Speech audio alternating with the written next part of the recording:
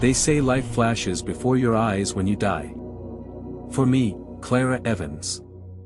A 35-year-old high school science teacher more comfortable with cellular mitosis than celestial mechanics, it wasn't just my past that flashed by on that sunny June morning in Greenhaven, Ohio. Lying breathless on a familiar running trail, the scent of honeysuckle heavy in the air, I saw beyond the veil. I saw what happens after the last breath ceases, after the monitors flatline. It wasn't a void, wasn't an ending. It was a transition. I met my beloved grandmother, radiant and young, in a garden more beautiful than earth could ever conceive. And I stood before a love so vast, so personal, it reordered my entire understanding of reality. What I saw, what Jesus himself showed me about where the dead really are right now. And the choices that guide them there, it changed everything. He sent me back, breathing again after 5 minutes of clinical death, to tell you what I saw. To tell you that love never dies. And hope reaches further than you can possibly imagine. Before that June morning rewrote my existence, my life was governed by the elegant, predictable laws of science. As a biology and chemistry teacher at Greenhaven High, my world was one of empirical evidence, observable phenomena, and logical deduction. I found profound beauty in the intricate dance of DNA. The precise reactions of chemical compounds, the observable wonders of the natural world. Explaining photosynthesis or the Krebs cycle to teenagers felt meaningful, grounding. My small house on Maple Street was filled with textbooks, geological samples, and a telescope I occasionally used to gaze at the stars, marveling at cosmic mechanics rather than divine mysteries. I wasn't an atheist. I grew up in a nominally Methodist family, attending Sunday school, singing hymns, absorbing the broad strokes of Christian belief. I believed in a creator. An intelligent force behind the universe's staggering complexity. The evidence, from the subatomic to the galactic, seemed too compelling to dismiss entirely. But this creator felt distant. Impersonal, the great watchmaker who had set things in motion and largely left them to run according to established physical laws. Jesus? He was a historical figure, a great moral teacher. Perhaps even divinely inspired, but the specific doctrines, the divinity, the resurrection, the exclusivity, felt like ancient stories. Metaphors rather than literal truths required for a well-lived life. My faith had faded, like an old photograph left too long in the sun, becoming a comforting but vague background presence. Invoked mostly during Christmas carols or murmured pleas when life threw a curveball. Science provided the answers I could trust, the framework I understood. Running was my form of meditation. My connection to something larger than myself, though I wouldn't have called it prayer then. Miles pounded out on the wooded trails around Greenhaven Lake allowed my mind to quiet. Allowed me to observe the intricate ecosystem, the way sunlight filtered through the leaves, the calls of unseen birds, the scuttling life underfoot. It was here I felt closest to appreciating the Creator's handiwork, the sheer brilliance of biological design. Yet, even amidst this natural reverence, a subtle, persistent ache sometimes surfaced, a feeling that something was missing, a longing for a deeper connection. A more personal meaning than balancing chemical equations or explaining genetic drift could provide. I usually pushed it away, attributing it to fatigue or the inherent melancholy of solitary pursuits. I was content, I told myself. Logical, grounded, living a good, responsible life. That should be enough. That particular morning in early June 2023 was achingly beautiful. Summer was just beginning to breathe its warmth into the Ohio air. The sky was a clear, cloudless blue. Dew sparkled on the grass along the running trail circling Greenhaven Lake, and the scent of honeysuckle and freshly cut grass was intoxicating. Birds were engaged in their frantic morning chorus. It felt good to be alive, to be moving, my breath coming in rhythmic puffs, my sneakers crunching softly on the gravel path. I was about 3 miles into my usual 5-mile loop. Rounding a familiar bend shaded by old oak trees. My mind was pleasantly adrift, sorting through lesson plans for the upcoming week, thinking about the grading I needed to finish. Anticipating coffee on my porch afterwards. I felt strong, energized, the runner's high kicking in. Then, without any warning, it felt like an invisible fist slammed into the center of my chest. A sudden, excruciating pain, sharp, crushing, radiating down my left arm and up into my jaw. It wasn't muscle cramp, it was violent, terrifying. I gasped, stumbling to a halt, clutching my chest. My legs buckled. The world tilted crazily, the blue sky and green leaves spinning into a nauseating blur. I tried to draw breath, but my lungs wouldn't obey. An icy wave washed over me, starting from my extremities and rushing inwards. Heart attack. The thought flashed through my panicked mind with scientific detachment, even as terror seized me. I collapsed onto the soft grass beside the trail, the world narrowing to a tunnel of gray, the birdsong fading into a distant roar. One final, ragged gasp, and then, silence. Profound. Absolute silence. The pain vanished. Everything vanished. Blackness. The cessation was total, but brief. Like waking from a dreamless sleep, awareness returned, crystal clear, startlingly lucid.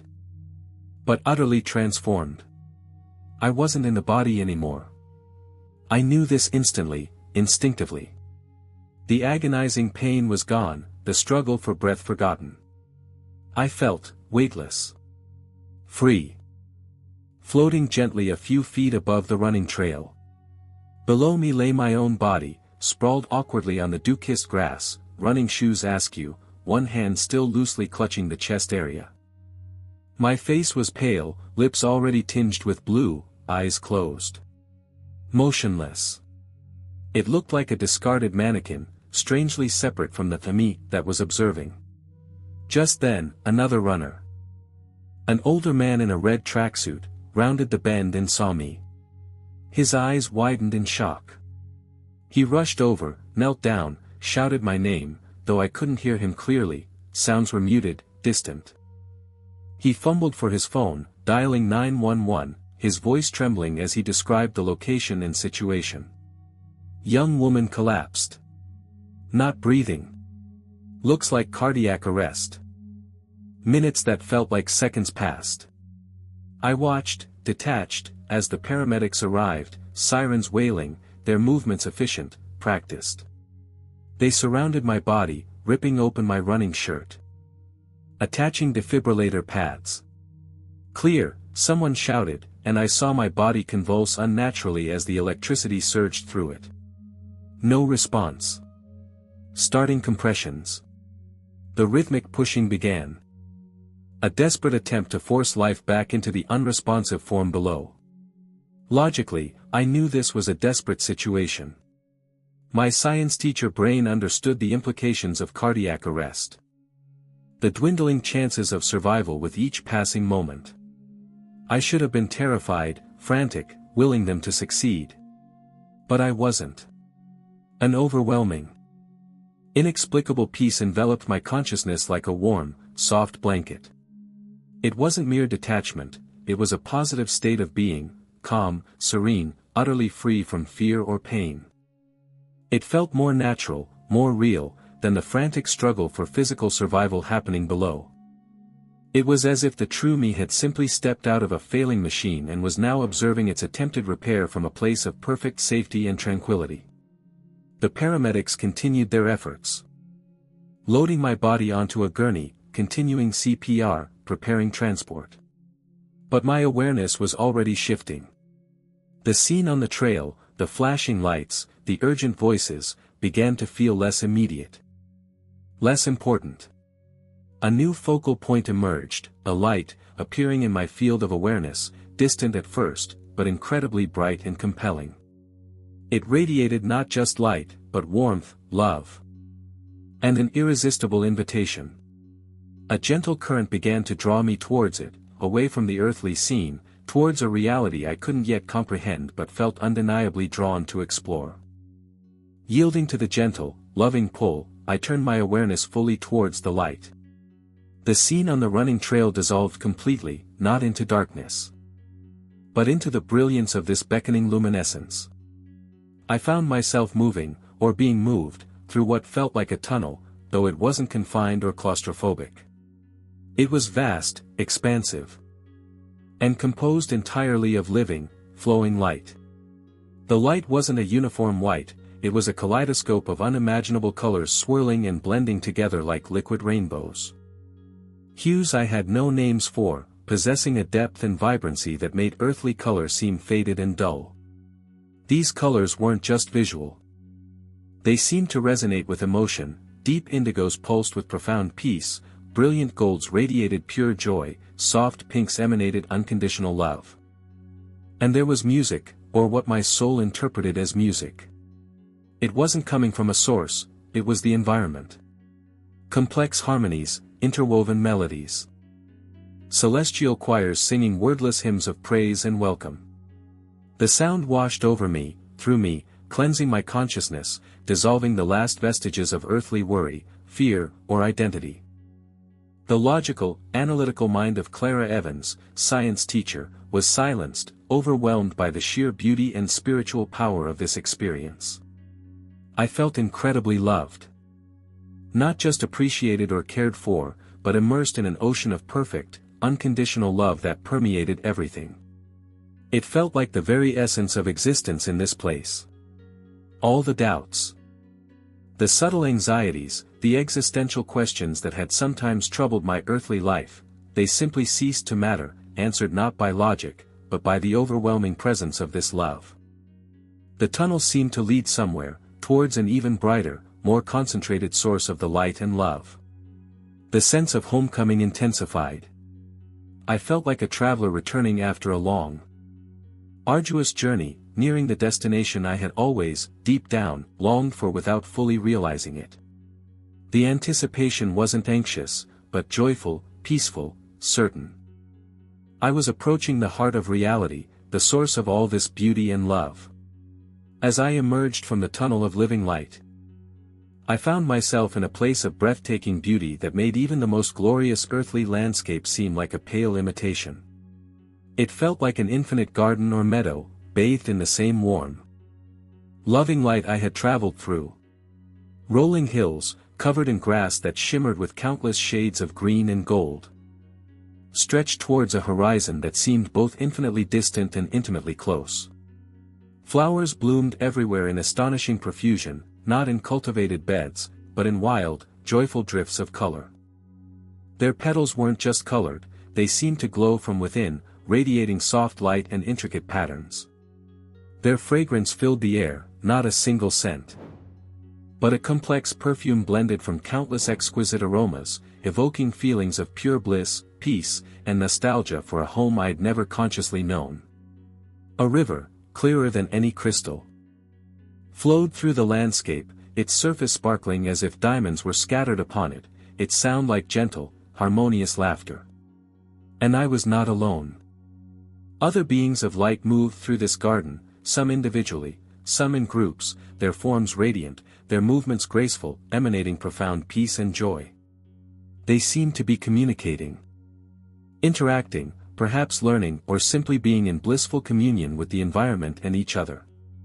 Then, one figure detached itself from a group near a grove of luminous, silver-barked trees and moved towards me, radiating palpable warmth and recognition. As she drew closer, my soul gasped in joyous disbelief. It was my grandmother, Eleanor, my mother's mother, who had passed away over a decade ago after a long illness. But here, she wasn't the frail, elderly woman I remembered from her final years. She looked vibrant, healthy. Perhaps in her late 40s or early 50s, her face free from wrinkles, her eyes sparkling with the same mischievous kindness I remembered, now amplified by an inner radiance. She wore simple, flowing robes of a soft, light-filled fabric. "Grandma," I whispered, my consciousness filled with overwhelming emotion. She smiled, a smile that conveyed more love than any words could hold. "Clara. My dear girl," her thoughts embraced me, loving and clear. She glided forward and enveloped me in a hug that felt both substantial and ethereal. A transference of pure love and welcome that melted away the last vestiges of any disorientation. It felt more real, more comforting, than any physical hug I'd ever received. "It's so beautiful here. Grandma," I communicated, awe filling my being. "Is this heaven?" She held me at arm's length, her eyes twinkling. "It is a part of the Father's house, dear one. A place of peace and beauty. But it's not yet your time to stay. You have work still to do back there." My heart sank slightly at the thought of leaving this incredible place, but her loving certainty reassured me. "However," she continued, "since you are here for this moment, there are things the Lord wants you to see, to understand, so you can share it when you return. Come." Taking my spiritual hand in hers, she began to lead me gently through the breathtaking garden, preparing to show me glimpses of what lies beyond the veil for souls who have crossed over. Grandma Eleanor guided me through the luminous garden, explaining gently as we moved. "This place, Clara, is vast beyond your comprehension. What humans call heaven isn't just one single state, but many realms, many mansions in our Father's house, reflecting the soul's journey and closeness to the source of all light. You are seeing now a realm sometimes called the third heaven. A place where souls continue their journey after leaving the physical body." Her words resonated with a deep truth, challenging the simplistic heaven/hell dichotomy I had vaguely absorbed. As she spoke, my perception shifted, allowing me to glimpse different regions or, more accurately, different states of being coexisting within this vast spiritual landscape. It wasn't like separate countries with borders, but more like different vibrational frequencies, different atmospheres, each reflecting the inner state of the souls residing there. First, she showed me souls dwelling in breathtaking regions of peace and beauty, similar to the garden we were in, but even more radiant. Rolling hills bathed in golden light. Crystal streams singing melodies of joy, trees whose leaves seemed to whisper wisdom. The souls here glowed brightly, their forms distinct yet luminous. They interacted with profound love and harmony. Some engaged in learning, others in creative pursuits I couldn't quite grasp, many simply resting in blissful communion with the light and with each other. "These are souls," Grandma explained. Her thoughts filled with warmth, who lived lives centered on love, love for God, as best they understood Him, and love for others. They weren't perfect, none are save one. But their hearts were oriented towards the good, towards connection. Here, they rest, heal fully from earthly struggles, and grow ever closer to the Father's heart, preparing for deeper union with Him. I felt an overwhelming sense of peace and rightness emanating from this realm. Then, our perspective shifted slightly, towards areas that felt less intensely bright, though still filled with light and love. Here, souls seemed more subdued. Some appeared slightly dimmer, less radiant. Many were gathered in groups, engaged in what felt like gentle conversation or instruction with luminous beings I recognized as angels. I saw souls seemingly working through past experiences, understanding the consequences of their actions, both good and bad, with clarity but without harsh judgment. I even recognized a friend from college who had died young after a struggle with addiction. Here, he looked peaceful but serious, intently focused on an angel who seemed to be radiating compassion and understanding towards him. "This," Grandma communicated, "is a realm of learning and healing. Souls who carried significant burdens, unresolved pain, deep-seated misconceptions, patterns of selfishness they hadn't fully overcome, come here. It's not punishment, Clara, but a place of loving remediation, a spiritual school, if you will.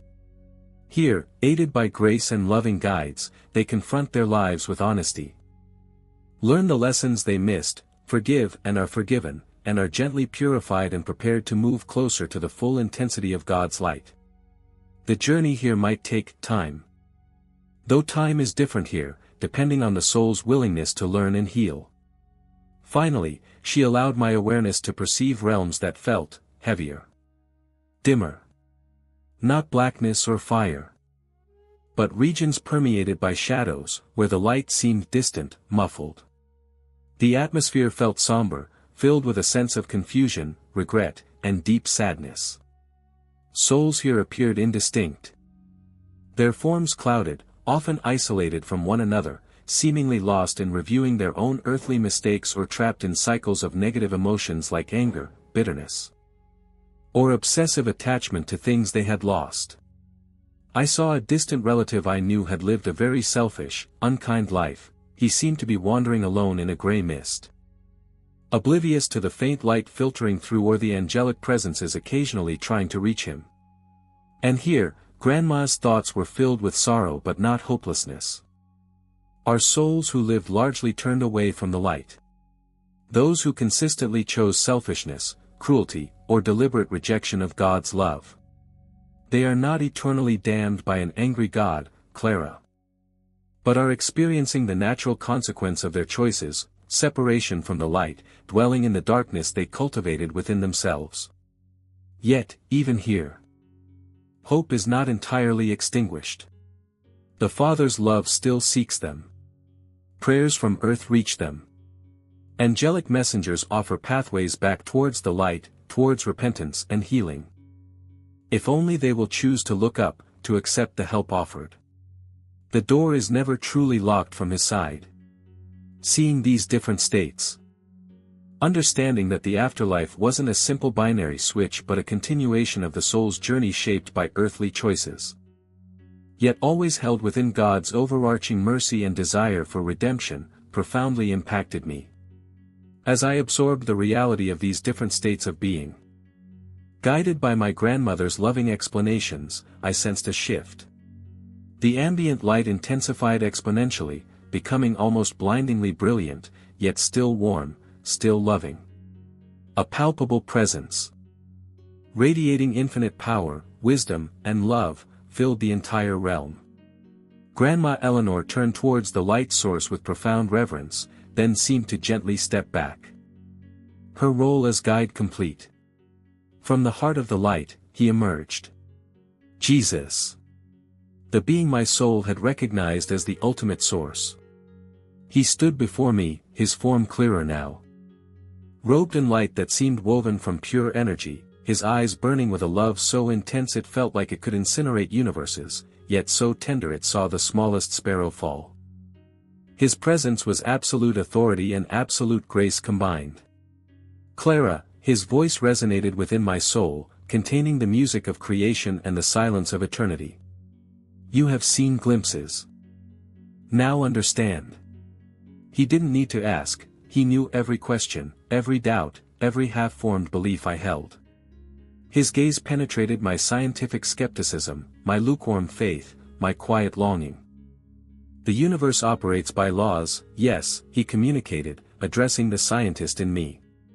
Laws I established. Physical laws for the physical realm, spiritual laws for the spiritual. The state of a soul after death is not arbitrary, it is the natural continuation of the trajectory set during earthly life. Choices matter, Clara. Every thought, every word, every action driven by love, love for God and love for neighbor, aligns the soul more closely with my light, shapes its capacity to receive and dwell in my presence. He affirmed what Grandma had shown me. Those resting in peace chose love, however imperfectly. Those learning and healing are being purified by my mercy from choices that hindered love. Those in shadow are experiencing the consequence of consistently rejecting love, yet my mercy still reaches for them. Then, his focus sharpened, becoming intensely personal. Your life, Clara. He continued, his gaze holding mine, seeing not just my actions but the state of my heart, has been one of intellectual understanding but spiritual distance. You acknowledged the Creator in creation, but you held me, the Son, the full revelation of the Father's love and the only bridge across the chasm of sin, at arm's length. You relied on your own goodness, your logical mind, rather than surrendering in faith to the grace I offer. He showed me earth again, but from his perspective. I saw the intricate web of human lives. The constant interplay of light and shadow. I saw souls shining brightly, radiating his love through acts of kindness, forgiveness, and quiet faithfulness. I saw other souls dimmed, clouded by selfishness, fear, bitterness, or simple spiritual neglect, like mine had been. My light desires to fill every soul, his voice held profound sadness. But I do not force entry. The choice to open the heart, to repent, to believe, to love, must be freely made. So many live their lives oblivious to this choice, distracted by the temporary, neglecting the eternal. He turned his gaze fully upon me, filling me with his love but also the weight of his commission. You understand now, Clara? You see the significance of earthly choices? You see my heart's desire for every soul to come home to the light? Yes, Lord, my soul whispered, humbled and awed. Then you must return, he stated gently but firmly. Your time here is but a moment, a glimpse granted for a purpose. Go back and tell them. Tell them of my love, vast beyond measure. Tell them choices matter eternally. Tell them it's never too late to turn towards the light. Tell them I am waiting, always waiting, to welcome them home. Be a witness, Clara. Live the truth you have seen. He reached out his hand of light, touching my consciousness, imparting not just understanding, but strength, peace, and purpose for the journey back. The moment of commissioning. The infusion of his purpose, triggered the return. It wasn't a gentle fading this time, but a rapid withdrawal, like being pulled backwards through the tunnel of light at immense speed.